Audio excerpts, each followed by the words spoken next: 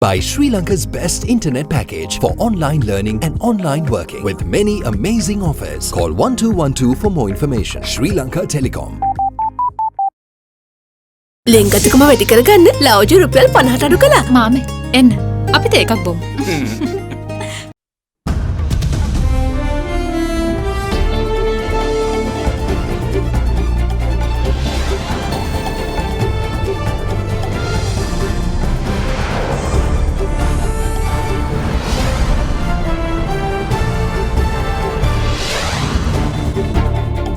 Tonight, delaying the inevitable. Much awaited cabinet discussion of report on 20th Amendment recommendations delayed. President Gotabaya promises to right all shortcomings. Setting the record straight. Sri Lanka hits back at UN Human Rights High Commissioner Michelle Bachelet's 20th Amendment comments. The draft 20th Amendment to the Constitution will be discussed and debated following a complete democratic process. Therefore, Sri Lanka is of the view that the High Commissioner's comments are unwarranted and prejudgmental based on presumption. It wasn't me. I have no guilt, says former National Intelligence Chief Sisira Mendes on allegations of failing to arrest Zahran Hashim. Honouring commitments. State Minister Ajit Niwad Kabral says imports ban allows government to honour international debts. We would be able to hold out to the rest of the world as a government and a country that has honoured its commitments. At some stage or other, the world will come back to normal. All this and much more coming up on this Wednesday, the 16th of September 2020. නව sunlight sakura. Then දිකුකල් පවතින sakura මල් සුවඳින්. From AdaDerana, this is AdaDerana First at 9. Live from Studio 24 in Colombo.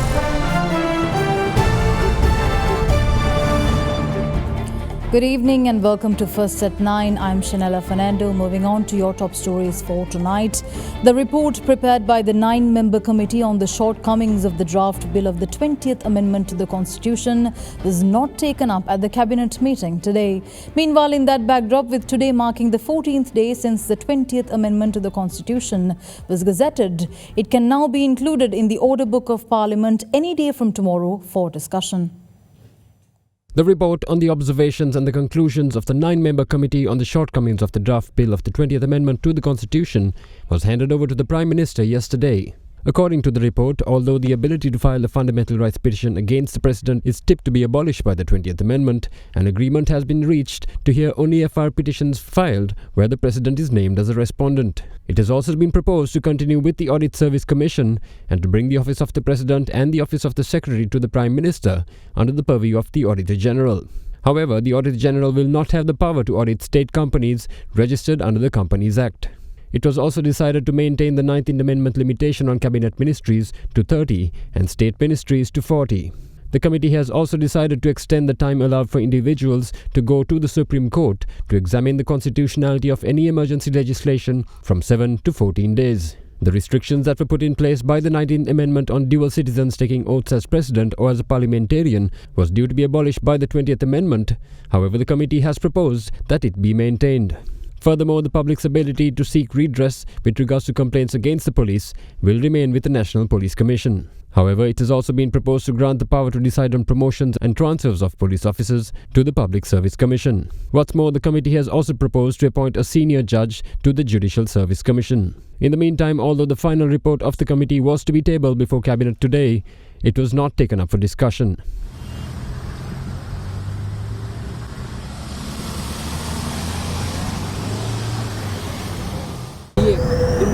නෑ අද cabinet එකට ආවේ නෑ. මොකද උනේ අද? නෑ අද කැබිනට් රැස්වීම තිබුණා. ඉතින් වෙන සාමාන්‍ය කැබිනට් පත්‍රිකා තමයි අද ගින්නේ. ඒ කියන්නේ ව්‍යවස්ථාව හදන යෝජනාව නෑ ව්‍යවස්ථාව ගැන කතා කරා. ඒ සම්බන්ධව ජනාධිපතිතුමා පැහැදිලිව කිව්වා. ඒකේ වගකීමත් එතුමා බාර ගන්න බවත් ඒ වගේම එතුමා කිව්වේ මේක తాවකාලික වැඩපිළිවෙලක් විදියට මේ විශේෂ සංශෝධනය එන බවත් ඒ වගේම ඉතාමත් කඩිනමින් නව ව්‍යවස්ථාවක් සකස් කරන බවත් එහිදී යම් අඩුපාඩු තියෙනවා නම් ඒව අංග සම්පූර්ණ කරලා ජනතාවාදී ව්‍යවස්ථාවක් සකස් කරන බවටත් එතුමා සාතික වුණා. Meanwhile, as today marks the 14th day since the 20th Amendment to the Constitution was gazetted, it can now be included in the order book of Parliament any day from tomorrow. Enjoy a very smooth shave with the Bic Easy 2 razor. Bic Easy 2. The government of Sri Lanka states that the comments made by the United Nations High Commissioner for Human Rights on the 20th Amendment to the Constitution are based on unwarranted and prejudgmental notions. The view of the government of Sri Lanka were presented to the Human Rights Council yesterday by its acting permanent representative, Derana Mendes. She stated that the new government will continue to be committed to the assurances given before the Council. Addressing the 45th session of the United Nations Human Rights Commission, UN High Commissioner for Human Rights Michelle Bachelet stated on the 14th of this month that the 20th Amendment to the Constitution will adversely affect independent commissions, including the Human Rights Commission of Sri Lanka. Sri Lanka's response to her comments were expressed yesterday by Sri Lanka's permanent representative to the UN in Geneva, Derana Mendes. Sri Lanka made it clear, even as it withdrew from co-sponsorship of Resolution 30/1, that it will remain committed to achieving reconciliation, accountability and human rights within the framework of the Constitution through a domestically designed and executed process in line with the government's policy framework. Government, which assumed office with the election of the new parliament on 5th August, remains committed to the assurances given before this council in February this year. The draft 20th Amendment to the Constitution will be discussed and debated following a complete democratic process where all stakeholders will have the opportunity to present their views. Therefore, Sri Lanka is of the view that the High Commissioner's comments on the proposed 20th Amendment are unwarranted and prejudgmental based on presumption. The pardon to the former army sergeant was granted in terms of the powers and provisions of the Constitution of Sri Lanka. The government rejects the false and unsubstantiated allegations against senior military officials being appointed to keep institutions when domestic processors have not found substantive evidence against them. The government has already publicly refuted allegations of surveillance and intimidation and is committed to protecting freedom of expression and civil society space and ensuring that complaints received on alleged attacks against journalists, human rights defenders and civil society are investigated and prosecuted.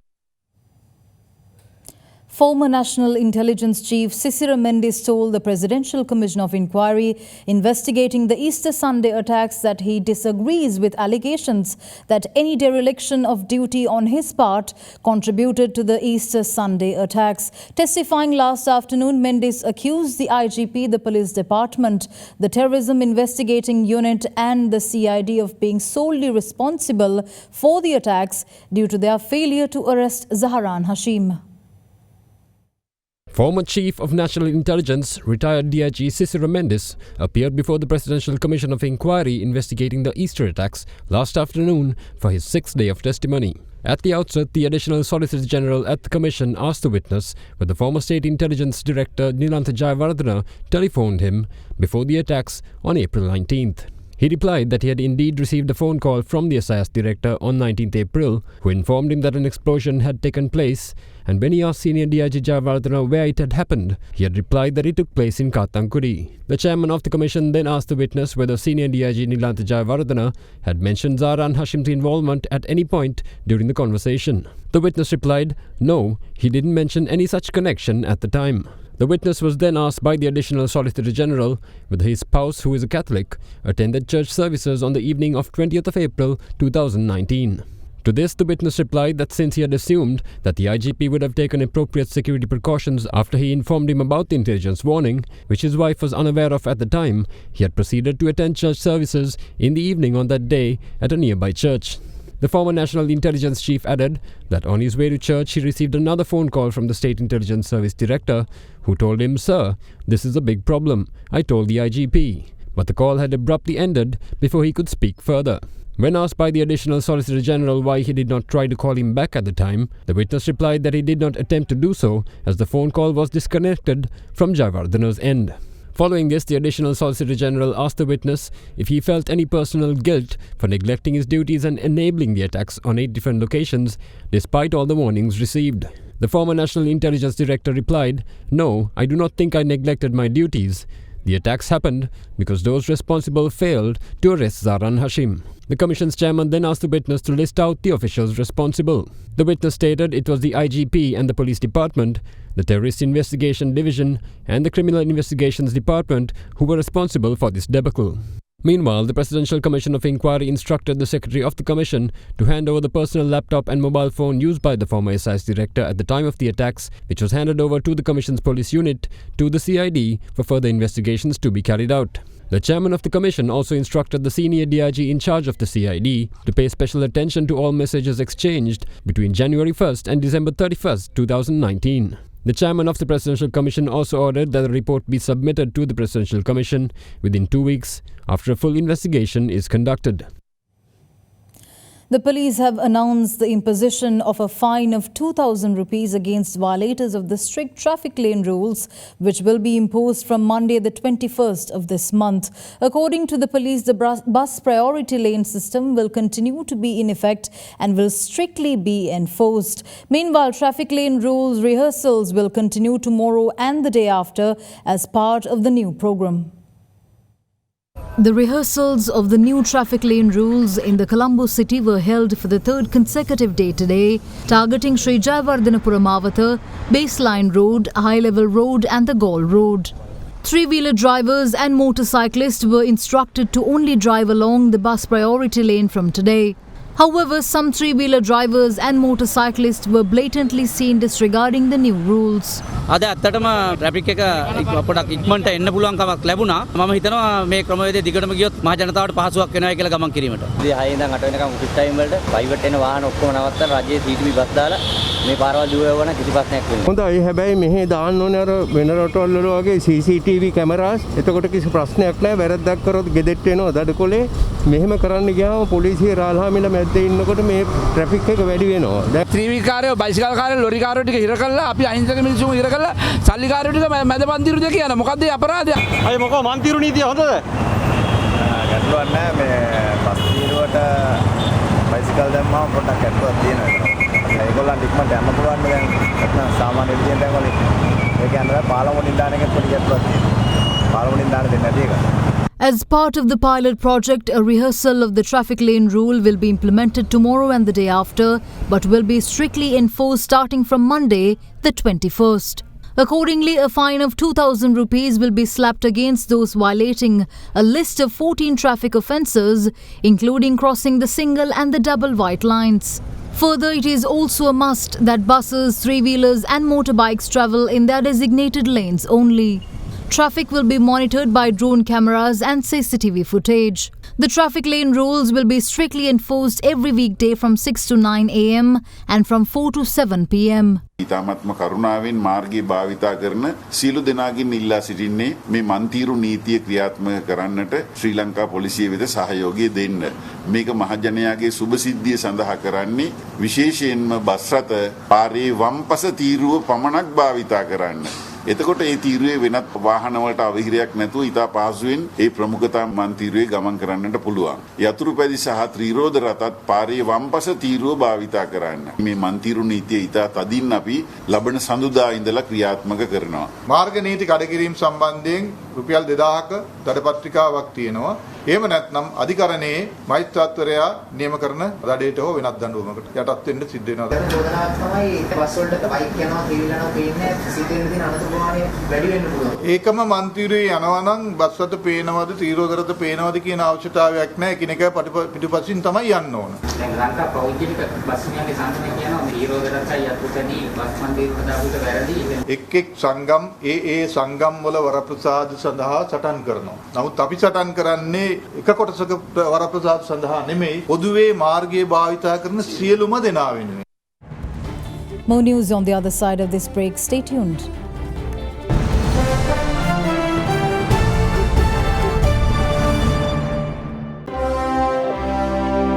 Ceylon Bank, the bank with a heart.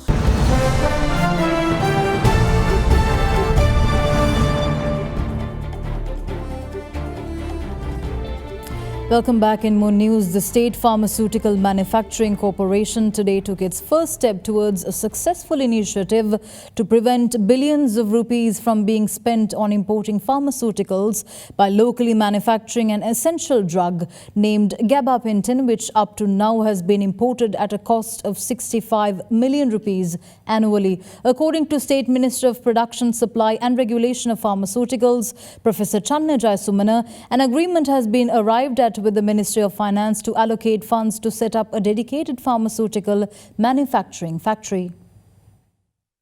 Although Sri Lanka provides free healthcare to its people, the government spends a whopping 130 billion rupees annually on importing most of its pharmaceutical requirements. In his manifesto, President Gotabaya Rajapaksa pledged the implementation of an effective program to save revenue through the manufacture of these pharmaceuticals locally. A state ministry of pharmaceutical supply and regulation is to be established for this purpose.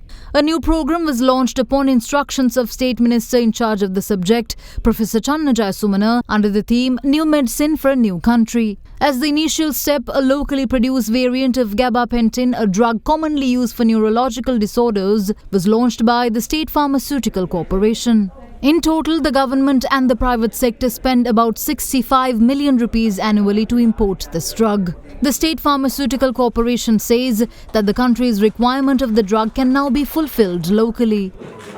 හැම මාසයකටම සැරයක් අලුත් ඖෂධයක් එළි දක්වන්න අපි බලාපොරොත්තු වෙනවා. අපි ඒ සැලසුම් සකස් කරලා අවසానයි. ඒකේ පළමු අදියර තමයි අද දේශීය වෙළඳපොළ සඳහා බෙදා හැරීමට ඉදිරියට තව යමින් අපනයන කිරීම සඳහා අපි සැලසුම් සකස් කරගෙන අවසానයි. Meanwhile, a special program is being implemented in collaboration with the Government Medical Officers Association to promote this and other drugs manufactured by the State Pharmaceutical Corporation. රාජ්‍යාංශය හැටියට අපිට ඖෂධ නිෂ්පාදනය කරන්න පුළුවන්. හැබැයි මේකේ වැඩි වගකීමක් ඒ වගේම සහයෝගයක් අපිට අවශ්‍ය වෙනවා. අපේ වෛද්‍යවරුන් පහුගිය කාල සීමාවේ විවිධ දේශපාලනික ප්‍රශ්න නිසා හිටපු අමාත්‍යවරුන්ගේ දූෂණ ක්‍රියා නිසා රජයේ වෛද්‍ය නිලධාරීන්ගේ සංගමයේ සහ සෞඛ්‍ය අමාත්‍යාංශය අතර විශේෂයෙන්ම ඇමතිවරයා අතර දුරස්ථභාවයක් තිබුණා. දැන් මේ තත්ත්වය අපි සම්පූර්ණ වෙනස් කරලා තියෙනවා. මේ ඖෂධ දේශීය වශයෙන් නිෂ්පාදනය කරන ඖෂධ රට තුළ ප්‍රචලිත කිරීම සඳහා අපිට සහාය දක්වන රජයේ වෛද්‍ය නිලධාරීන්ගේ සංගමයේ ඉදිරිපත් වෙලා සිටිනවා. මුදල් අමාත්‍යාංශය සමග සාකච්ඡා කරලා තියෙනවා. අලුත් ඖෂධ නිෂ්පාදනය කරන්න පුළුවන් ප්‍රමාණ ශාලාවක් සඳහා Accordingly, this program to regularize the production of drugs in the country will serve as a step to put an end to the foreign drug importation mafia. A relative of drug racketeer Vile Sudha was arrested at his residence with 6 grams of heroin in his possession. What's more, an accomplice of underworld figure Ami Sampath was also arrested today by the Kotahena police. Now let's have a look at the latest on the government's crackdown on drug racketeers. The Kotahena police arrested organised crime gang member Sumira Madhushankar alias Railpare Sumira this morning with 1.2 grams of heroin in his possession. The arrested suspect is also an associate of organised crime gang member Ami Sampath. Elsewhere in Meegoda, a suspect was arrested at his residence where police also found 6 grams of heroin in his possession. It was revealed that the suspect is a relative of drug racketeer Vile Sudha, who is currently on death row. In the meantime, a 17-year-old youth was nabbed by the Special Task Force last evening while transporting 3 grams of heroin from Vakare to Pulmude. Meanwhile, the police STF also arrested 3 suspects in Dikwella with 3 firearms in their possession. The seized weapons include 2 foreign manufactured firearms and a locally manufactured firearm. It was also revealed that the arrested suspects were close associates of criminal gang member Supun Buddhika. In a separate development, the Nellore police arrested a clergyman with Kerala cannabis in his possession. Interrogations of him also resulted in the arrest of a middleman and the cannabis dealer who had supplied the cannabis. Meanwhile, a woman was nabbed yesterday in Melvatta Grand Pass with more than 2 kilograms of Kerala cannabis in her possession. Further, the Kasbav Excise Office arrested 20 suspects at a party held in the area of Dampe, Piliandala with a total of 15 grams of heroin in their possession. President Gotabaya Rajapaksa, during a discussion held at the Presidential Secretariat yesterday with the State Ministry of Warehouse Facilities, Container Yards, Port Supply Facilities and Boat and Shipbuilding Industry Development, said that Sri Lanka can make use of its unique geographical advantage to become one of the world's leading maritime hubs. Meanwhile, President Gotabaya stated today that a program that lists out land for development projects and pre-qualifies them for the ease and benefit of investors must be implemented. He made these comments while addressing the officials of the Ministry of Rural Roads and Other Infrastructure at the Presidential Secretariat last evening. A meeting to discuss the future plans of the State Ministry of Rural Roads and Other Infrastructure was held under the patronage of President Gotabaya Rajapaksa at the Presidential Secretariat last evening. During the discussion, the President stated that all road constructions should be supervised by both the government and the contractors in order to ensure that the process is free of delays and hindrances. President Rajapaksa added that a system of prior approvals must be given by departments involved in the environment, wildlife, forest conservation and archaeology for resource mobilization after conducting district-level meetings. අපිට ගේන development projects දන්නවනේ මේ development projects වලට කරන්න පුළුවන් තැන ඉස්සෙල්ලා qualify කරලා තියෙනවා නම් ඔය කිසි කරදරයක් නැහැනේ. මේක කරන්න පුළුවන් තැන මෙතනයි කියලා පරිසරය ප්‍රී ක්වොලිෆයි කරලා තියනවා. එතකොට ඉන්වෙස්ටර් කෙනෙක් දන්නවා එතනින් ගත්තා එතනින් වැඩේ කරා. දැන් කරන්නේ මට ප්‍රොජෙක්ට් එකක් තියෙනවා නම් මම ගිහිල්ලා අරව කොහොම ඇප්‍රූවල් ගන්න ඕනේ එහෙම නෙවෙයි. අපි ඇප්‍රූවල් දීලා තියන්න ඕනේ. සෝලාර් පැනල්ස් හයි කරන්න පුළුවන් මේ තැන්වල. වින්ඩ් ඒව කරන්න පුළුවන් මේ තැන්වල. වගා කරන්න පුළුවන් මේ තැන්වල. හොටෙල් එකක් දාන්න පුළුවන් මෙන්න මේ තැන්වල. ආයතන තුනෙන් කමිටි එකක් හරිය පොයින්ට් කරලා ඒගොල්ලන්ට කියන්නේ ඉමීඩියට්ලි මේ තියෙන තැන් ටික ලකුණු කරලා දෙන්න කියලා. දැන් අපි දන්නවනේ දැන් පාරවල් හදන්න ගල් ගන්නවා. එතකොට ප්‍රොජෙක්ට් එකක් පටන් ගත්තන් පස්සේ කවුරුවත් කියන්නේ මේක වනජීවී එකේ කියලා. තව කට්ටියක් කියන්නේ කැලෑ කපනවායි කියලා. මොකද ඒවා ප්‍රී ක්වොලිෆයිඩ් කරලානේ තියෙන්නේ. දැනට යන ප්‍රොසෙස් එක යන්න. නමුත් අපි තැන් හදලා මෙහෙම තියන්න ඕන හැම එකටම. In the meantime, another meeting to discuss the future plans of the State Ministry of Rural and School Sports Infrastructure Improvement was worked off under the patronage of President Gotabaya Rajapaksa this afternoon. At the meeting, the President instructed officials to appoint a special unit for the maintenance of school sports grounds in all districts. The head of the Presidential Task Force on Economic Revival, Basil Rajapaksa, requested officials to clean all playgrounds in the island within 3 months. We'll return after this short commercial break. Stay tuned.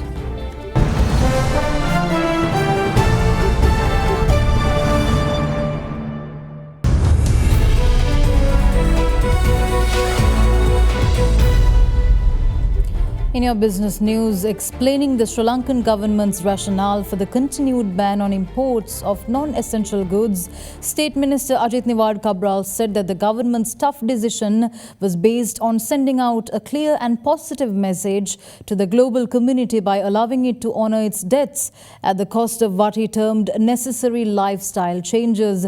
He added that with the country's exports and remittances almost back to normal, the complete reopening of the country may only be months away. State Minister of Money and Capital Markets Ajit Nivard Cabral, speaking at an investors forum in Colombo last evening, stated that the objective of the government's import restrictions is to enable the servicing of the country's international debts, which is an important message to the global community. Yesterday, I had an ambassador asking me, when will you have the imports back and why are you having this policy? So my answer to that person was, when suddenly your revenues as far as your foreign exchange drops, we have to take a call. Are we going to default on the debt or are you going to make a sacrifice of your living style? I think the choice was a tough one. If you take a reduction in your lifestyle, sometimes some jobs will be lost. Sometimes people will undergo hardship. Sometimes people will have some shortages. But on the other hand, we will be able to pay our debts. We would be able to hold out to the rest of the world as a government and a country that has honored its commitments. And when I explained it that way to the ambassador concerned and said, this is why we did that. And when we are able to once again have the conditions back to normal or near normal, we would be able to restore that. But until we do that, as a responsible nation, this is what we have done. And I think they appreciated it a lot more than at the time that they asked the question. Because that showed that we are a responsible country. We honor our debts. We make sure that we provide for the creditors who have supported us. And that's the message that we wanted to convey. Further, State Minister Cabral added that with exports and remittances almost back at near normal levels, the country's external account is not as bleak as expected, which could lead to a quicker return to normal times. And if you look at the current situation now, we see a situation where our exports have come back to near normal. That's an enormous statement as far as our country's economy is concerned, because we are back to near normalcy and the numbers are not lying. Number two, we find that the remittances are also back to normal. So our plus side, we are getting money in, and that's a very important part of our external account. Third part is our tourism is still at zero. There's no new money coming in, and as a result of that, we have a shortfall. But to some extent, that is compensated by the lower oil bill. So our external account now actually is not as bleak as it was in the first 3 months of COVID. Soon we we'll be able to open out perhaps the airport at some stage or other when the world will come back to normal. Some of the other areas that we are presently weak will also be addressed, and we are confident that that would also take shape in the next few months at least. Manufacturing activity has picked up according to the central bank's purchasing managers report. However, the report cites concerns by some manufacturers that relatively weak demand, particularly from the external front, prevent them from reaching the pre-COVID-19 levels. The recovery of manufacturing activities continued in August 2020, as reflected by the Purchasing Managers Index, benefiting from the normalization of business activities in the country. Both new orders and production sub-indices remained at expansionary levels in August 2020, while a noticeable development was observed in the employment sub-index. The expansion of manufacturing activities was mainly supported by the manufacturing of the food and beverages sector. Meanwhile, the stock of purchasers expanded at a slow rate in line with the movements of production and new orders. The overall expectations for manufacturing activities for the next 3 months improved, yet some manufacturers are still concerned that the relatively weak demand, particularly from the external front, prevents them from reaching pre-COVID-19 levels. Meanwhile, the services sector continued to expand for the third consecutive month, with the PMI reaching 56 in August 2020. In addition, the business activity sub-index increased for the fourth successive month and reached 66.7, signifying a swift recovery in services sector activities compared to the previous month. The Colombo Stock Exchange saw continued investor buoyancy, recording a 7th consecutive upsurge on the back of heavy retail activity. The SPI was on an uptrend from the start of today's session due to buying interest in selective mid-cap counters. Turnover was maintained over 3 billion rupees, with the food and beverage counters taking the lead after 4 months, closely followed by the capital good counters. Foreign participation remained at subdued levels, with foreigners closing as net sellers. Activities in the secondary bond market meanwhile remained dull, while recording ultra-thin volumes even amidst the bill auction scheduled today during the day. At the bill auction, 3-month and 6-month yields declined by 1 basis point each to 4.51% and 4.64%, while 1-year yields remained at 4.88% levels. The bill auction was also undersubscribed for the second time this month, falling short of nearly 29% of the total offered amount of 40 billion rupees. The Sri Lankan rupee closed weaker between 185 rupees and 185 rupees and 10 cents against the US dollar. The rupee ended between 184 rupees and 40 cents and 184 rupees and 45 cents yesterday. Let's now take a look at today's foreign currency rates.